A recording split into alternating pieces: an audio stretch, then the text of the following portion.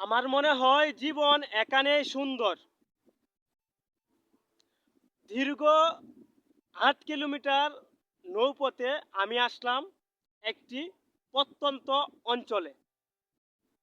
কারণ দেশ সম্পর্কে জানা, দেশ ঘোরা এটা আমার সবচেয়ে একটা বড় নেশা হয়ে গেছে। এটা কিন্তু আমার পেশা না। তো ওদের মতন লুক নিয়ে ঘুরতে আমার ভীষণ ভালো লাগে। কারণ আমি এখন যে জায়গাটিতে আছি, এই জায়গায় কিন্তু ওদের চেয়ে বড় মানুষও ভয়ে আসে না। তো তাদেরকে আমি বুঝিয়ে আমি আসলাম একটি হাওরের মধ্যবর্তী একটা দ্বীপের মধ্যে। আমার বইটা দেখছেন কত বড়।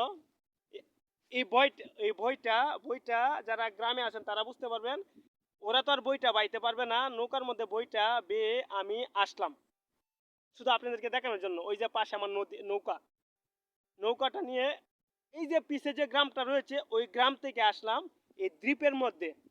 দেখেন ভালো করে, চতুর্দিক দিয়ে কিন্তু পানি আর পানি তৈ তৈ করতেছে। মাঝখানে কোনো সরি, আসে এর ধারে কাছে কিন্তু কোনো গ্রাম নেই, অনেক দূরে গ্রাম দেখতে পারতেছে না। এই হাওরের মাঝখানে দেখছেন কত সুন্দর একটা গাছ রয়েছে, বিশাল বড় একটা গাছ রয়েছে। এর পাশে আরেকটা গাছ রয়েছে। এই গাছটা অনেকটা বড় ছিল কিন্তু বজ্রপাতের জন্য ভেঙে গেছে। তো এই দ্বীপটার মধ্যে আসলে অনেক ভালো লাগে। বাতাসের খোলামেলা শব্দ, সুর দ্রবণী, মনে হয় যে আমি একটা অন্য জগতের মধ্যে রয়েছি।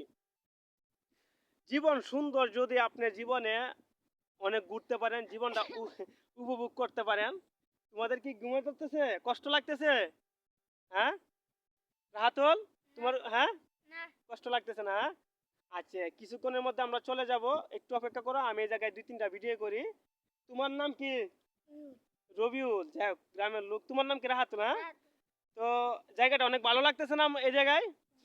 অনেক সুন্দর একটা জায়গা। তোমরা তো আর আসছো কোনো সময় এই জায়গায়? আসো নাই, ভয়ে আসো নাই নাকি? এই জায়গাটাতে অনেকে ভয়ে আসে নাই। তো আমি তাদেরকে নিয়ে আসলাম, তারা অনেক হ্যাপি। তো আমার এরকম আরো গ্রামীণ ন্যাচারাল ভিডিও পেতে আপনারা Syed Rasel Ahmed YouTube channel subscribe করবেন, Facebook page Syed Rasel Ahmed follow করে পাশে থাকবেন। আল্লাহ হাফেজ।